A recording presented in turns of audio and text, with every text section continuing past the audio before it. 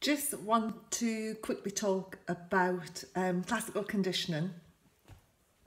People can get really confused with classical conditioning.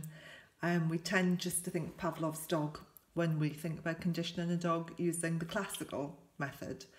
And it's not just about getting a dog to drool in relation to a bell going off or pairing it with that, although that's the one that people think of. Classical conditioning is when the dog has this aha moment and it makes an association between two things that aren't linked. So in Pavlov's case, a bell and food. The dog associated food arriving with the sound of the bell, and so it started to drool. But it can also be other things as well. So say, for example, you're walking down the lane and you come to a signpost, and just as you approach this signpost, a crow scarer goes off.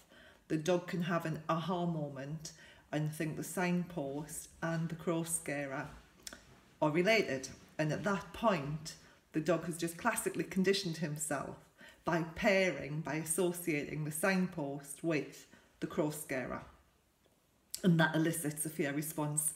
So classical conditioning is all about the dog making an association between two things that aren't necessarily related. And that's not necessarily just food and salivating, it can be fear. So anything that elicits a reflexive response that the dog has paid in its own right. Okay, and it's just a different way of looking at classical conditioning.